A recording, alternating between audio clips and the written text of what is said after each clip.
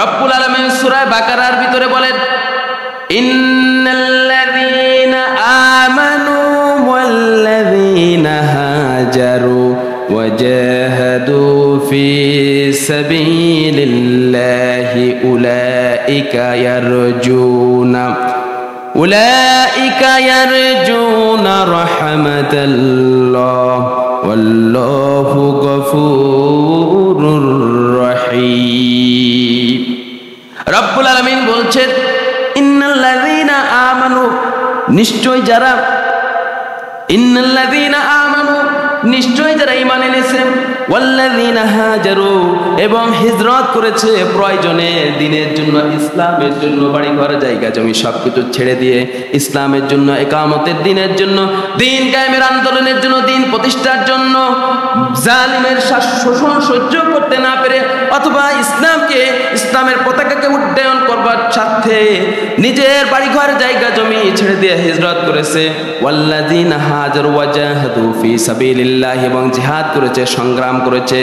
যারা অন্যায়ের বিরুদ্ধে, অত্যাচারের বিরুদ্ধে, অত্যাচারীর বিরুদ্ধে, জালিমের বিরুদ্ধে, অন্যায় অপশক্তির বিরুদ্ধে যারা জিহাদ করেছে, সংগ্রাম করেছে, যারা লড়েছে, প্রতিবাদ করেছে, মিছিল করেছে, আল্লাহ রাব্বুল আলামিন বলেন, ওয়াজাহাদু ফি সাবিলিল্লাহি উলাইকা ইয়ারজুনা রাহমাতাল্লাহ, এই সমস্ত লোকে আল্লাহর পক্ষ থেকে রহমত প্রাপ্ত, দয়া প্রাপ্ত হবে।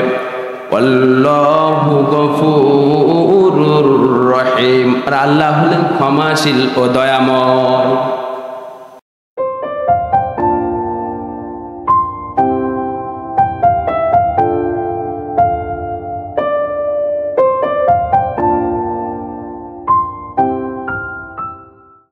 আউযু বিল্লাহি মিনাশ শাইতানির রাজীম। বিসমিল্লাহির রহমানির রহিম। আর রহমানু আল্লামাল কুরআন খালাকাল ইনসানা আল্লামাহুল বায়ান। وقال النبي صلى الله عليه وسلم عن أبي هريرة رضي الله تعالى عنه قال قال رسول الله صلى الله عليه وسلم لما قضى الله خلق كتاب كتابا فهو عنده فوق عرشه إن رحمتي سبقت غضبي متفق عليه أو كما قال عليه الصلاة والسلام.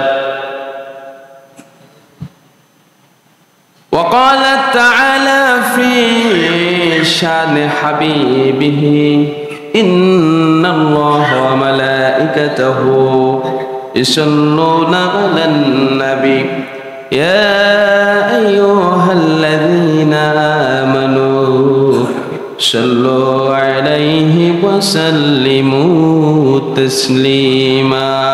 اللهم صل على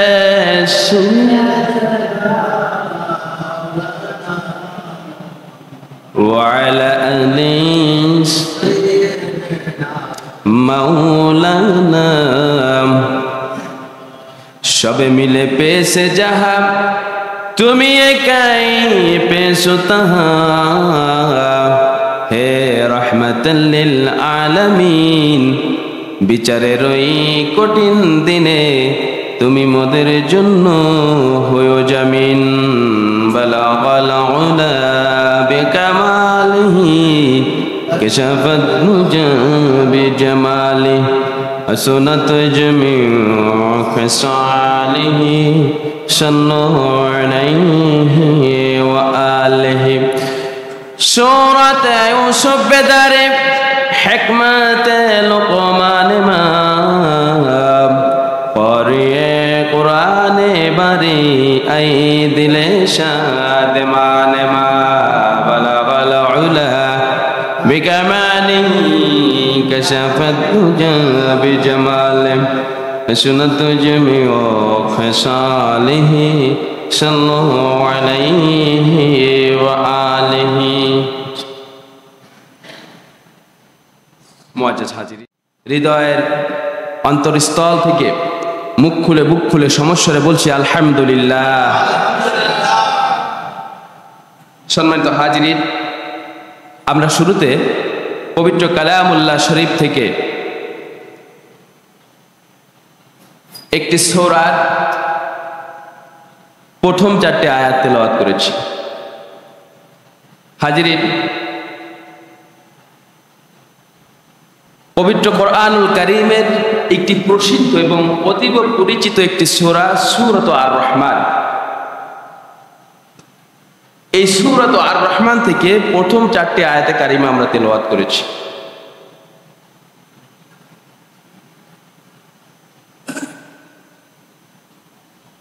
সূরাত আর-রহমানের শুরুতে আল্লাহ পাক বলছেন আর-রহমান আল্লামাল কুরআন খলাকাল ইনসান আল্লামাহুল বায়ান।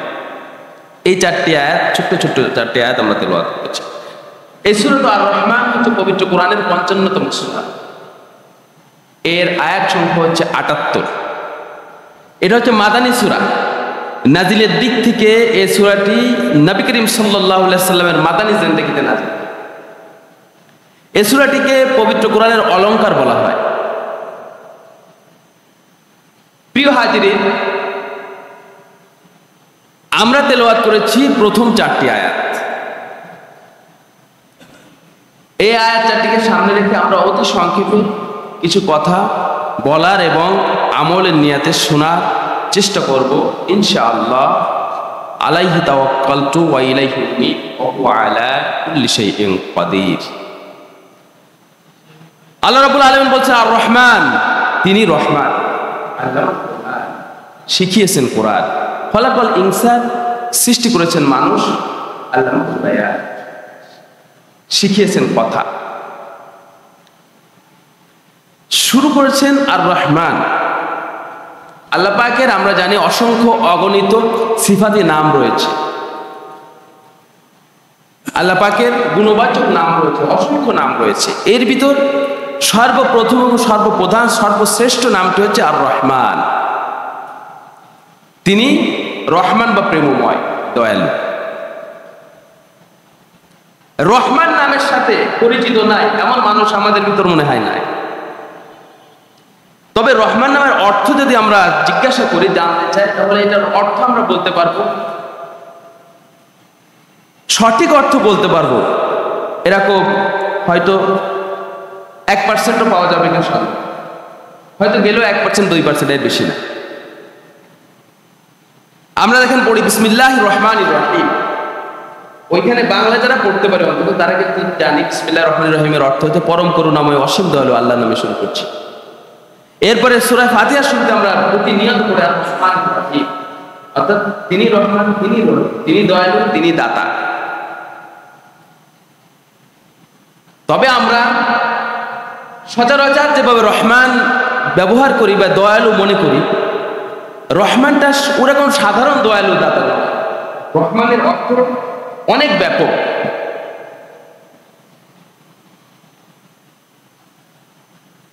যিনি হলেন সীমাহীন দয়ালু,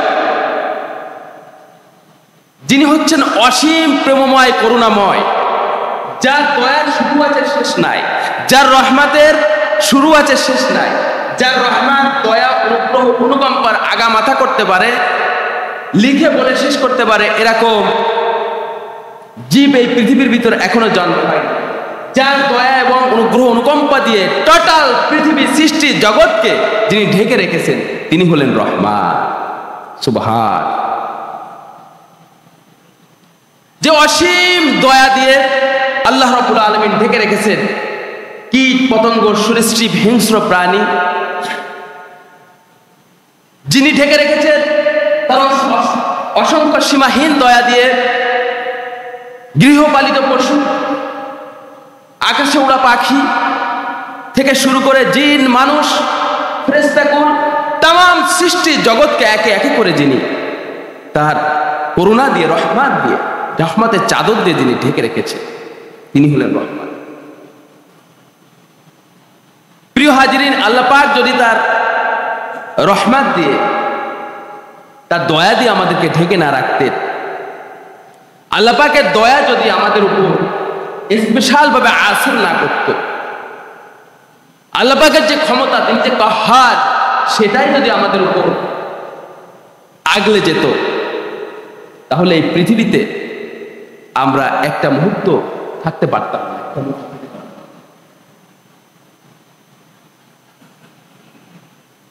কিন্তু রব্বুল আলামিন বলছেন হাদিসে কুদসি, বিশ্বনবী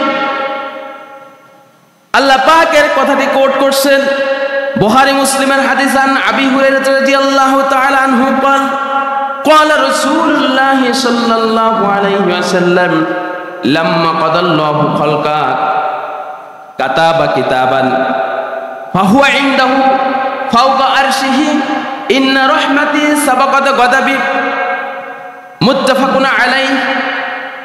হযরত আবু হুরায়রা থেকে বর্ণিত, বুখারী মুসলিমের হাদিস, বিশ্ব নবী বলেন, লাম্মা কদাল্লাহু খালকা কিতাবা কাতাবাত, আল্লাহ রাব্বুল আলামিন যখন জগৎ সৃষ্টি করলেন, আরশের উপর একটি লিপি লিখলেন, সেই লিপিটির উপরে তিনি লিখে রাখলেন, ইন্না রহমাতি সাবাকাত গদাবি, নিশ্চয় আমার দয়া আমার রাগকে অতিক্রম করেছে। আমার রহমত, আমার দয়া, আমার অনুগ্রহ, আমার যে রাগ, আমার ক্ষমতা, আমার যে কহার, আমার রাগকে ঢেকে দিয়েছে, অতিক্রম করে গিয়েছে। সুবহানাল্লাহ। যদি সেটি না হতো, তাহলে আমরা যে অন্যায় করি, আমরা যে প্রতিনিয়ত আল্লাহর নাফরমানি করি, আল্লাহর বিধান লঙ্ঘন করছি, আল্লাহর সীমা লঙ্ঘন করছি, আল্লাহর সীমানা দেওয়া, বেঁধে দেওয়া সীমানাকে অতিক্রম করছি, এরপরেও আমরা খেয়ে পরে এই পৃথিবীতে আল্লাহ দেওয়া শ্বাস নিঃশ্বাস, আল্লাহ দেওয়া অক্সিজেন, আল্লাহ দেওয়া রৌদ্র, আল্লাহ দেওয়া পানি, আল্লাহ দেওয়া বাতাস, আল্লাহ দেওয়া সকল নাজ নিয়ামত ভোগ করছি, আর এই পৃথিবীতে দম্ভ ভরে চলাফেরা করছি। যদি আল্লাহ রাব্বুল আলামিন রহমানুর রহিম না হতেন, আল্লাহ যদি সীমাহীন দয়ালু না হতেন, তাহলে এই পৃথিবীতে এক মিনিট বেঁচে থাকা, আল্লাহ দেওয়া এই নিয়ামত এক মিনিট ভোগ করা আমাদের জন্য একটা মিনিটের জন্য পসিবল ছিল। আমার বন্ধুরা, জন্য আল্লাহ রাব্বুল আলামিন সূরা জুমারের ভিতরে বলছেন, 53 নম্বর আয়াতের ভিতরে, কুল ইয়া ইবাদিয়াল্লাযীনা আসরাফু আলা আনফুসিহিম লা তাকনাতু মির রাহমাতিল্লাহ ইন্নাল্লাহা ইয়াগফিরুয যুনুবা জামিআ ইন্নাহু হুয়াল গফুরুর রহিম। রব্বুল আলামিন বলেন, ওহে যারা, ইয়া ইবাদিয়াল্লাযীনা, হে বান্দারা, আল্লাযীনা আসরাফু আলা আনফুসিহিম, যারা নিজেদের নফসের উপর জুলুম করেছো, গুনাহ করতে করতে শেষ হয়ে গিয়েছো, যারা অন্যায় করেছো, অবিচার করেছো, সীমা লঙ্ঘন করেছো, নাফরমানি করেছো, শয়তানি করেছো, লা তাকনাতু মির রাহমাতিল্লাহ, আমার রহমত থেকে নৈরাশ হয়ে যেও না। ইন্নাল্লাহা ইয়াগফিরুয যুনুবা জামিআ, নিশ্চয় আল্লাহ তাআলা তোমাদের সমস্ত গুনাহরাশি ক্ষমা করে দিবেন। কত অন্যায় করেছো, কত পাপ করেছো, কত গুনাহ করেছো, যত পাপ করো, যত অন্যায় করো না কেন, ফিরে যদি আসো, তাওবা করো, আমার রাস্তায় যদি আসো, আল্লাহ পাক ক্ষমা করে দেবেন। ইন্নাহু হুয়াল গফুরুর রহিম, নিশ্চয় তিনি ক্ষমাশীল এবং প্রেমময়। রব্বুল আলামিন সূরা বাকারার ভিতরে বলেন, ইন্নাল্লাযীনা আমানু ওয়াল্লাযীনা হাজারু ওয়াজাহাদু ফি সাবিলিল্লাহি উলাইকা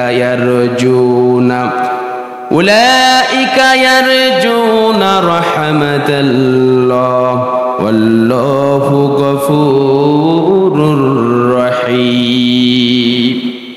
রব্বুল আলামিন বলছেন, ইন্নাল্লাযীনা আমানু, নিশ্চয় যারা, ইন্নাল্লাযীনা আমানু, নিশ্চয়ই যারা ঈমান এনেছে ওয়াল্লাযীনা হাজারু এবং হিজরত করেছে প্রয়োজনে দ্বীনের জন্য, ইসলামের জন্য, বাড়ি ঘর জায়গা জমি সবকিছু ছেড়ে দিয়ে ইসলামের জন্য, ইকামতের দ্বীনের জন্য, দ্বীন কায়েমের আন্দোলনের জন্য, দ্বীন প্রতিষ্ঠার জন্য, জালিমের শোষণ সহ্য করতে না পেরে অথবা ইসলামের পতাকাকে উড্ডয়ন করবার স্বার্থে নিজের বাড়ি ঘর জায়গা জমি ছেড়ে দিয়ে হিজরত করেছে। ওয়াল্লাযীনা হাজারু ওয়া জাহাদু ফি সাবিলিল্লাহ এবং জিহাদ করেছে, সংগ্রাম করেছে যারা অন্যায়ের বিরুদ্ধে, অত্যাচারের বিরুদ্ধে, অত্যাচারীর বিরুদ্ধে, জালিমের বিরুদ্ধে, অন্যায় অপশক্তির বিরুদ্ধে যারা জিহাদ করেছে, সংগ্রাম করেছে, যারা লড়েছে, প্রতিবাদ করেছে, মিছিল করেছে, আল্লাহ রাব্বুল আলামিন বলেন ওয়াজাহাদু ফি সাবিলিল্লাহি উলাইকা ইয়ারজুনা রাহমাতাল্লাহ, এই সমস্ত লোকে আল্লাহর পক্ষ থেকে রহমত প্রাপ্ত, দয়া প্রাপ্ত হবে। আল্লাহু গফুরুর রহিম, আর আল্লাহ হলেন ক্ষমাশীল ও দয়াময়। আল্লাহ রাব্বুল আলামিন এরপরে অন্যত্র বলেন ওয়া আইয়ুবা ইয নাদা রাব্বাহু আন্নী মাসসানি আদ-দুররু ওয়া আনতা আরহামুর রাহিমিন। হযরত আইয়ুব যখন, পয়গম্বর আইয়ুব যখন দীর্ঘদিন ব্যাধিতে আক্রান্ত হয়ে গেলেন, অসুস্থ হয়ে গেলেন, আমরা জানি ঘটনা, দীর্ঘদিন অসুস্থ আছেন, 18টি বছর রোগাক্রান্ত আছেন, কুষ্ঠরোগে, কুষ্ঠব্যাধিতে, পচন ব্যাধিতে আক্রান্ত, সমস্ত শরীরে পচন ধরে গেছে, এমন ভাবে পচন ধরে গেছে, পচতে পচতে পচতে পচতে সমস্ত শরীর পচে গেছে, যন্ত্রণায় জ্বালায় পাগল পারাম। হযরত আইয়ুব কখনো আল্লাহকে বলেন না, আল্লাহ আমাকে এত ব্যাধি দিলে কেন, এমন দুরারোগ্য ব্যাধি দিলে কেন, আমি তো আর সহ্য করতে পারছি না। হযরত আইয়ুব সর্ব অবস্থায় একজনে জিকির করেন, তিনি কে? কিন্তু সর্বশেষ দেখেন পচতে পচতে জিহ্বাটা বাকি ছিল, এই জিহ্বায় যখন পচন ধরে গেল, হযরত আইয়ুব তখন না শেষ পর্যন্ত আল্লাহ রাব্বুল আলামিনকে ডাক দিলেন, إذ نادى ربه أني مسني الضر وأنت أرحم الراحمين। আল্লাহ, আমি রোগাক্রান্ত, আমি দুরারোগ্য ব্যাধিতে ভুগছি, আর তুমি রহমান রহিম, তুমি বড় করুণাময়, তুমি বড় দয়ালু, আর আমি বড় অসহায়। আমি বড় অসহায়, তুমি বড় দয়ালু, আমি বড় অসহায়, তুমি বড় দয়ালু। বলার ভঙ্গিটা দেখেন, বাচন ভঙ্গি দেখেন, কথার স্টাইলটা দেখেন। ঈদগাহ ময়দানে, এখানে যে ঈদগাহ ময়দান আছে, প্রতি বছর ঈদের নামাজ হয় কিনা বলেন? ঈদের নামাজ পড়ে বের হচ্ছেন, অধিকাংশ সময় দেখা যায় অনেক ভিক্ষুকেরা, অনেক অসহায় দুস্থরা ঈদগাহের যে গেট থাকে, ওই গেটে দাঁড়িয়ে টাকা চাই, পয়সা চাই, এটা চাই, ওটা চাই, বলে আমাকে কিছু দিয়ে যান, আমাকে কিছু খোঁজা দেন, আমাকে কিছু সহযোগিতা করেন, বলে কিনা বলেন?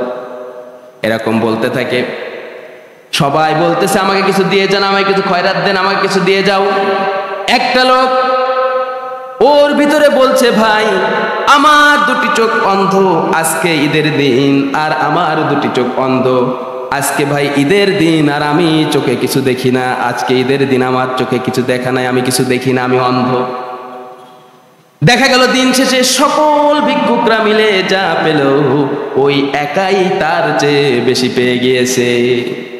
কারণ বলার ভাঙভঙ্গি, বলার স্টাইল, কথার ভঙ্গি, বাচন ভঙ্গি, এটা এমন হয়েছে, মানুষের অন্তরে জোশ মেরেছে,